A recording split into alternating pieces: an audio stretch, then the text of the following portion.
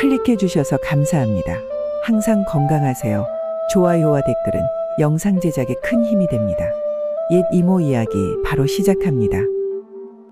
옛날 한양 근처 수원에는 양반 출신이지만 가세가 기울어 장사를 시작한 윤상혁이라는 젊은 상인이 살고 있었습니다.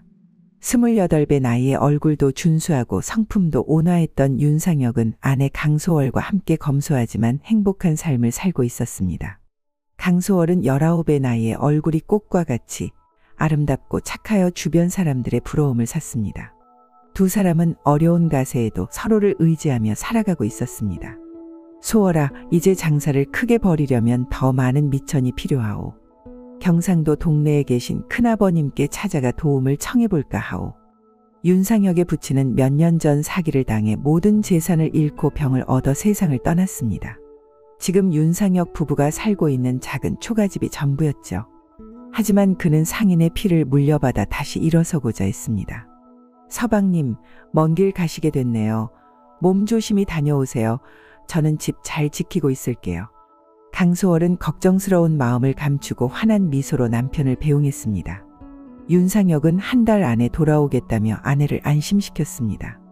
한 달이면 넉넉하오. 혼자 놔둬서 미안하오. 하지만 한 달이 지나고 두 달이 지나도 윤상혁은 돌아오지 않았습니다. 소식조차 없었죠. 강소월은 불안한 마음을 감출 수 없었습니다. 서방님에게 무슨 일이 생긴 것은 아닌지 걱정이 되는구나. 마침내 석 달이 지나자 강소월은 더 이상 기다릴 수 없어 남편을 찾아 직접 동네로 떠나기로 마음먹었습니다. 하지만 문제가 있었습니다. 여행 경비가 전혀 없었던 것이죠. 남편이 떠날 때 집에 있던 얼마 안 되는 돈은 모두 가져갔기 때문입니다. 강소월은 어쩔 수 없이 살고 있던 작은 초가집을 팔기로 결심했습니다. 슬픈 마음을 억누르며 집을 팔아 여행 경비를 마련한 그녀는 아무도 모르는 먼 길을 나섰습니다. 여러 날을 걸어 마침내 동네에 도착한 강소월. 하지만 넓은 동네 땅에서 남편의 큰아버지를 찾는 것은 쉽지 않았습니다. 처음 와보는 낯선 땅에서 방황하던 그녀는 비가 내리기 시작하자 급히 쉼터를 찾아야 했습니다. 아가씨, 비를 피하시려면 이쪽으로 오세요. 나이 지긋한 여인이 그녀를 부르는 소리에 강소월은 고맙게 그 집으로 들어갔습니다. 그곳은 작은 객주였고 여인은 객주의 주인이었습니다. 멀리서 오신 것 같은데 혹시 무슨 일로 동네까지 오셨나요? 강소월은 조심스럽게 자신의 사연을 털어놓았습니다. 남편을 찾고 있다는 것과 남편의 큰아버지가 동네에 산다는 것까지. 아이고, 세상에. 그런 일이 있었군요. 잠시 여기 머무르면서 찾아보시죠. 방값은 크게 받지 않을게요.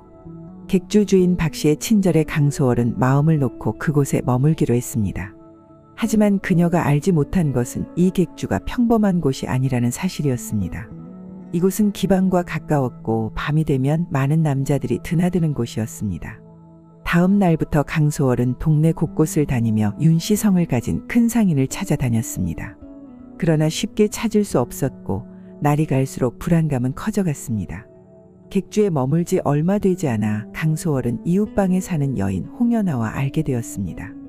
홍연아는 표면적으로는 친절했지만 내심 강소월의 아름다움에 질투를 느끼고 있었습니다. 그녀는 기녀였고 자신의 단골 손님들이 강소월에게 시선을 빼앗기는 것을 못마땅해 했습니다.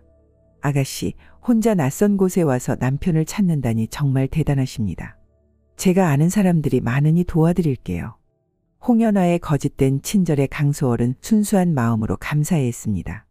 그러던 어느 날 객주를 나서던 강소월은 우연히 한 사내와 부딪혔습니다. 그는 최만식이라는 부유한 상인으로 홍연아의 단골 손님이었습니다. 이런, 아가씨 다치지 않으셨소? 최만식은 강소월의 아름다움에 한눈에 반해버렸습니다. 그의 눈빛에는 이미 욕망이 가득했지만 강소월은 그저 예의 바르게 인사하고 급히 그 자리를 떠났습니다. 연아야, 방금 나간 여인은 누구냐? 어찌 그리 아름다운지. 최만식은 술에 취해 홍연아에게 물었습니다. 홍연아는 질투심에 강소월에 대한 거짓말을 꾸며냈습니다. 그 여자요. 겉으로는 남편을 찾는다고 하지만 사실은 몸을 팔아 돈을 벌려는 여자예요. 가격만 맞으면 누구와도 함께할 거예요.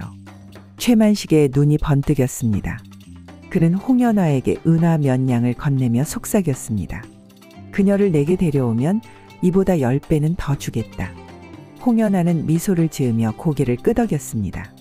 그리고 며칠 후 그녀는 강소월에게 다가갔습니다. 좋은 소식이 있어요. 제 친구가 윤씨 성을 가진 큰 상인을 안다고 해요. 내일 아침 일찍 그분을 만나러 가봐요. 강소월은 기쁜 마음에 홍연아의 제안을 받아들였습니다. 드디어 남편의 소식을 들을 수 있을지도 모른다는 희망에 가슴이 뛰었습니다. 이튿날 아침 강소월은 홍연아와 함께 마차를 타고 길을 나섰습니다. 마차는 동네 외곽으로 계속 달려갔고 강소월은 점점 불안해졌습니다. 여기가 어디인가요? 정말 윤씨 댁이 이런 곳에 있나요? 홍연아는 미소를 지으며 안심시켰습니다. 곧 도착해요. 조금만 더 가면 돼요. 마침내 마차가 멈춘 곳은 넓은 대저택이었습니다.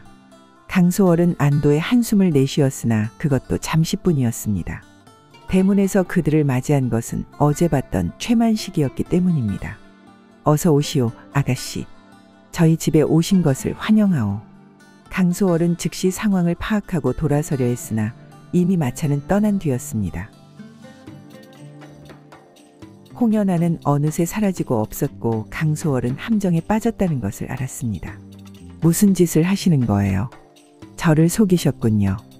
최만식은 비열한 미소를 지으며 다가왔습니다. 내 아내가 되어주시오. 당신같이 아름다운 여인을 본 적이 없소. 내가 잘해줄 테니. 강소월은 단호히 거절했습니다. 저는 이미 남편이 있습니다. 속히 저를 돌려보내주세요.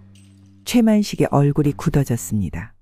좋소. 하지만 당신은 이미 이곳에 들어왔소. 나갈 방법은 없소. 강소월은 방에 갇히게 되었고 최만식은 날마다 찾아와 회유와 협박을 번갈아 했습니다. 그러나 강소월은 변함없이 거절했습니다. 차라리 죽을지언정 절대 당신의 뜻을 따르지 않을 것입니다. 하루는 최만식이 술에 취해 강소월의 방에 들어왔습니다. 그의 눈빛은 평소와 달리 위험했습니다. 이제 더 이상 기다릴 수 없소. 오늘 밤 당신은 내 여자가 될 것이오.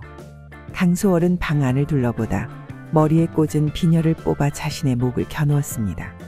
한 발짝이라도 더 다가오면 제가 먼저 목숨을 끊을 것입니다. 최만식은 잠시 주춤했지만 곧 비틀거리며 다가왔습니다. 그 순간 밖에서 급한 목소리가 들렸습니다. 날이 큰일 났습니다. 둘째 부인께서 아이를 낳으려 하시는데 큰 출혈이 있습니다. 최만식은 어쩔 수 없이 방을 나갔고 강소월은 잠시 안도했습니다. 하지만 이것이 일시적인 도피에 불과하다는 것을 알았습니다. 그날 밤 강소월은 도망칠 기회를 엿보았습니다. 창문 틈으로 보이는 달빛을 따라 그녀는 조심스럽게 방문을 열었습니다. 다행히 문은 잠겨 있지 않았고 그녀는 조용히 밖으로 나왔습니다. 하지만 그녀의 도망은 오래가지 못했습니다. 경비가 그녀를 발견하고 소리쳤고 곧 많은 하인들이 그녀를 쫓기 시작했습니다. 결국 그녀는 다시 잡혀 더 작고 창문도 없는 창고에 갇히게 되었습니다. 다음 날 최만식은 웃는 얼굴로 창고를 찾아왔습니다. 어젯밤 일은 유감이요. 하지만 당신이 나를 더 화나게 만들면 더 나쁜 일이 벌어질 수도 있어. 강소월은 고개를 들어 당당히 최만식을 바라보았습니다. 제 몸을 더럽히느니 차라리 죽음을 택하겠습니다. 아무리 위협해도 소용없습니다. 최만식은 한숨을 내쉬었습니다. 그는 다른 수를 써야 한다고 생각했습니다. 그는 자신의 첩 이씨를 불러 강소월을 설득하라고 지시했습니다. 당신 같은 여인이 이런 곳에 갇혀 있는 것은 안타까운 일이지만 최나리의 마음을 돌릴 수는 없을 것입니다. 그분이 한번 마음을 정하면 누구도 막을 수 없으니 차라리 받아들이는 편이 나을 것입니다. 이 씨의 말에 강소월은 단호히 대답했습니다. 저는 이미 혼이 난 몸입니다. 죽음이 두렵지 않습니다. 이 씨는 최만식에게 돌아가 설득이 어렵다고 보고했습니다. 화가 난 최만식은 다른 방법을 생각해냈습니다. 하룻밤만 지나면 그녀도 내 사람이 될 것이다. 그날 밤 강소월에게 식사가 배달되었습니다. 평소보다 맛있는 음식이었지만 그녀는 무언가 이상함을 느꼈습니다. 그러나 이틀 동안 제대로 먹지 못해 배고픔을 참을 수 없었던 그녀는 결국 음식을 조금 먹었습니다. 얼마 지나지 않아 강소월은 온몸에 힘이 빠지고 머리가 어지러워짐을 느꼈습니다. 그제야 음식에 약이 섞여 있었다는 사실을 깨달았습니다. 이런, 약을 탔구나. 강소월은 의식을 잃기 전에 마지막 힘을 다해 문으로 달려갔지만 이미 늦었습니다. 그녀는 바닥에 쓰러졌고 얼마 후 최만식이 창고 문을 열고 들어왔습니다. 이제 당신은 내 것이오. 다음 날 아침 강소월은 낯선 방에서 눈을 떴습니다. 그녀는 자신에게 일어난 일을 즉시 깨달았고 절망과 수치심에 몸서리쳤습니다. 옆에는 최만식이 만족한 표정으로 자고 있었습니다. 이제 어찌하면 좋을까? 이런 수치를 안고 어찌 살아갈 수 있을까? 강소월은 죽음을 생각했습니다. 하지만 그녀는 남편 윤상혁을 생각하며 마음을 다잡았습니다. 아직 그를 찾지 못했기 때문입니다. 그녀는 복수와 탈출을 다짐했습니다. 며칠이 지나고 강소월은 계속해서 최만식의 접근을 거부했습니다. 그는 약을 사용해 그녀를 범했지만 그녀의 마음은 얻지 못했습니다. 최만식의 인내심은 바닥나고 있었습니다. 한편 최만식의 본부인 김 씨는 남편이 새로운 여인에게 빠져 있다는 소문을 듣고 분노했습니다. 그녀는 강소월을 직접 만나보기로 결심했습니다. 당신이 내 남편을 유혹한 여자요. 김 씨의 거친 질문에 강소월은 고개를 들어 당당히 대답했습니다. 저는 윤상혁의 아내입니다. 남편을 찾다가 이 집에 강제로 끌려왔을 뿐입니다. 부인께서 오해하고 계십니다. 김 씨는 강소월의 눈빛에서 진실을 보았습니다. 그녀는 생각보다 상황이 복잡하다는 것을 깨달았습니다. 정말 그런 일이 있었다면 참으로 가슴 아픈 일이구려. 김 씨는 잠시 생각에 잠겼다가 결심한 듯 말했습니다. 내가 당신을 도울 수는 없어. 하지만 내 남편이 당신에게 더 이상 관심을 갖지 않도록 할 수는 있어. 김 씨는 자리를 떠났고 그날 밤 최만식에게 찾아가 강소월에 대한 이야기를 했습니다. 그녀는 교묘하게 남편의 마음을 돌리려 했습니다. 당신이 그토록 집착하는 여인이 사실은 역병을 앓고 있다고 합니다. 우리 집안까지 병이 퍼질까 걱정됩니다. 최만식은 처음에는 믿지 않았지만 김 씨가 준비한 거짓 증거들을 보고 점차 의심하기 시작했습니다. 게다가 강소월이 계속해서 그를 거부하자 그는 점점 그녀에게 흥미를 잃기 시작했습니다. 그렇다면 그녀를 이 집에서 내보내야겠소. 하지만 그냥 보낼 수는 없소. 최만식은 강소월을 팔아넘기기로 결정했습니다. 그는 인신매매상을 불러 거래를 시작했습니다. 이 여인은 얼굴이 뛰어나게 아름답소. 좋은 값에 사갈 수 있을 것이오. 인신매매상은 강소월을 보자마자 높은 가격을 제시했고 최만식은 기꺼이 거래를 성사시켰습니다. 그렇게 강소월은 또 다시 팔려가게 되었습니다. 강소월은 여러 상인의 손을 거쳐 마침내 경상도 안동의 한 부유한 양반가에 팔려갔습니다. 그 집의 주인은 민석현, 70이 넘은 노인이었습니다. 민석현은 이미 정실부인과 3명의 첩을 두고 있었지만 강소월의 아름다움에 반해 그녀를 4번째 첩으로 들이기로 했습니다. 아가씨, 이제 당신은 내 사람이오. 내가 잘해줄 테니 순순히 따르시오. 강소월은 민석현을 바라보며 말했습니다. 제 몸은 이미 더럽혀졌지만 제 마음만은 영원히 제 남편의 것입니다. 그것만은 누구도 빼앗을 수 없습니다. 민석현은 화를 냈지만 그의 나이 탓에 강소월에게 큰 해를 끼치지는 않았습니다. 대신 그는 시간이 지나면 그녀의 마음도 돌아올 것이라 기대했습니다. 좋소. 당신의 마음이 바뀔 때까지 기다리겠소. 하지만 그때까지 당신은 이 집에서 나갈 수 없소. 강소월은 민가의 별채에 갇혀 지내게 되었습니다. 그녀는 매일 탈출할 방법을 모색했지만 경비가 삼엄했고 담장은 높아 쉽게 넘을 수 없었습니다. 어느 날 강소월은 정원에서 하얀 거위 한 마리를 보게 되었습니다. 그 거위는 마치 그녀에게 말을 걸 듯 다가왔고 강소월은 문득 남편 윤상혁을 떠올렸습니다. 그들이 함께 살 때 윤상혁은 거위고기를 특히 좋아했고 강소월은 그를 위해 특별한 거위 요리법을 배웠던 것입니다. 상혁 씨, 당신은 지금 어디에 계신가요? 저를 찾고 계신가요? 그날 밤 강소월은 꿈을 꾸었습니다. 꿈속에서 그 하얀 거위가 그녀에게 말했습니다. 나는 죽어 음식이 될 운명이지만 지금은 아직 때가 아니오. 나를 사흘만 더 살려주시면 당신에게 좋은 일이 생길 것이오. 강소월은 깜짝 놀라 잠에서 깨었습니다. 그것은 단순한 꿈이었을까요? 아니면 무언가 의미가 있는 것일까요? 그녀는 알 수 없었지만 꿈이 주는 위안에 잠시 마음을 놓았습니다. 다음 날 아침 강소월은 거위가 있는 정원으로 나갔습니다. 그때 하녀가 거위를 잡으러 오는 것을 보았습니다.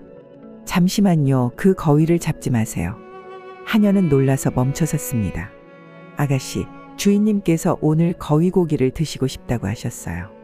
강소월은 재빨리 생각했습니다. 제가 주인님께 특별한 거위 요리를 해드리고 싶어요. 하지만 지금은 몸이 좋지 않아요. 사흘만 기다려주시면 제가 직접 요리해드릴게요. 하녀는 머뭇거리다가 주인에게 이 말을 전하러 갔습니다. 얼마 후 민석현이 정원으로 나왔습니다. 내 들으니 당신이 요리를 한다고. 진정 그런가? 강소월은 공손히 고개를 숙였습니다. 네, 제가 거위 요리를 잘합니다. 사흘만 기다려주신다면 대감님께 정성껏 요리해드리겠습니다. 민석현은 처음으로 강소월이 자신에게 적극적으로 무언가를 하겠다고 나서는 것에 기뻐했습니다. 그는 곧장 동의했습니다. 좋소, 사흘 후에 당신의 요리 솜씨를 보여주시오. 강소월은 안도의 한숨을 내쉬었습니다. 적어도 거위의 목숨을 사흘은 연장했습니다. 하지만 그녀는 꿈속 거위의 말이 무슨 의미인지 알 수 없었습니다. 단지 막연한 희망을 품을 뿐이었습니다. 그날 저녁 하인들 사이에서 이야기가 오갔습니다. 민석현의 아들 민준호가 동네에서 장사를 마치고 내일 돌아온다는 소식이었습니다. 민준호는 아버지를 대신해 가업을 이어받아 동네와 한양을 오가며 비단 장사를 하고 있었습니다. 아들님이 오시면 집안이 또 시끌벅적해질 게야. 게다가 이번에는 목숨의 은인도 함께 모시고 온다고 하니 더 바빠질 거야. 강소월은 그 말을 듣고 귀를 기울였습니다. 어쩌면 민준호와 함께 오는 손님을 통해 탈출의 기회를 잡을 수 있을지도 모른다는 생각이 들었습니다. 사흘째 되는 날 강소월은 아침부터 분주히 준비를 시작했습니다. 그녀는 거위를 요리하기 위한 모든 재료를 하인들에게 부탁했습니다. 그녀가 요리하는 모습을 본 하인들은 그녀의 뛰어난 솜씨에 감탄했습니다. 아가씨, 정말 대단하십니다. 어디서 이렇게 요리를 배우셨어요? 강소월은 슬픈 미소를 지었습니다. 제 남편이 거위고기를 좋아해서 배웠어요. 요리가 완성될 즈음 민가에는 민준호와 그의 동행이 도착했다는 소식이 들렸습니다. 강소월은 요리를 들고 대청마루로 향했습니다. 그곳에는 민석현, 그의 아들 민준호 그리고 한 젊은 남자가 앉아 있었습니다. 강소월이 대청마루에 들어서자 모든 이의 시선이 그녀에게 향했습니다. 민석현은 만족스러운 표정으로 그녀를 바라보았고 민준호는 새로운 첩에 대한 호기심으로 쳐다보았습니다. 그러나 그 옆에 앉아있던 젊은 남자의 얼굴이 창백해졌습니다. 소월아. 강소월은 거위 요리를 놓치며 그 자리에 얼어붙었습니다. 그녀의 앞에 앉아있는 것은 다름 아닌 그녀의 남편 윤상혁이었습니다. 상혁 씨. 순간 대청마루는 침묵에 휩싸였습니다. 민석현은 혼란스러운 표정으로 둘을 번갈아 바라보았습니다. 너희 둘은 서로 아는 사이인가? 윤상혁은 벌떡 일어나 강소월에게 다가갔습니다. 그의 눈에는 놀라움과 기쁨 그리고 슬픔이 뒤섞여 있었습니다. 소월아, 정말 너로구나. 내가 얼마나 널 찾았는지 몰라. 어떻게 여기 있는 거지? 강소월은 남편을 보자 그간의 고통과 억압된 감정이 한꺼번에 폭발하여 눈물을 터뜨렸습니다. 그녀는 윤상혁의 품에 안겨 흐느꼈습니다. 민석현은 당황했지만 아들 민준호가 상황을 설명했습니다. 아버님, 이분은 제가 동네에서 만난 은인입니다.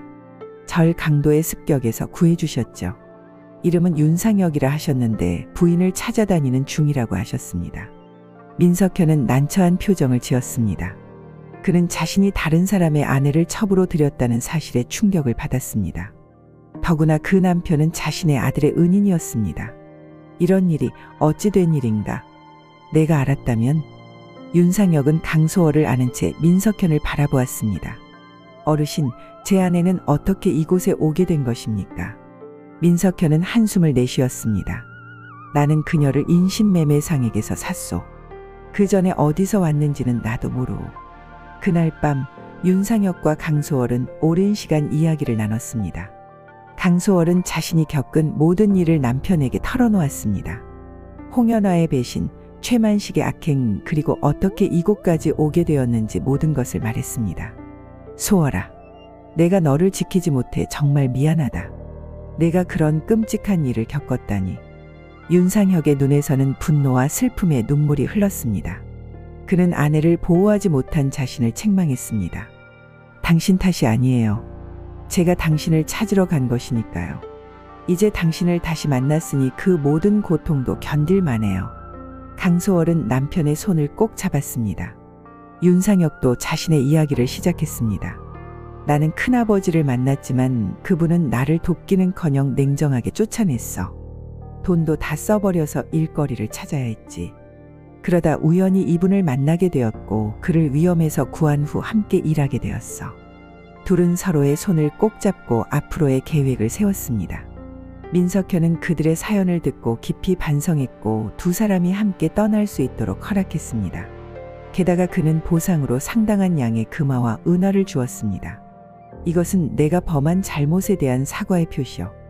두 분이 새 삶을 시작하는 데 도움이 되길 바라오. 민석현의 후한 보상에 윤상혁과 강소월은 감사를 표했습니다. 몇 개월 후 윤상혁과 강소월은 동네에 자신들의 가게를 열었습니다. 그들은 비단과 보석을 거래하는 상인이 되어 점점 사업을 확장해 나갔습니다. 민준호는 그들의 좋은 사업 파트너가 되었고 함께 큰 성공을 거두었습니다. 옛 이모 영상을 빠르게 만나보시려면 가운데 동그라미를 클릭하여 구독을 눌러주세요. 새로운 영상이 올라오면 알림이 옵니다. 다음 동영상과 추천 영상도 재미있으니 많은 시청 바랍니다. 감사합니다.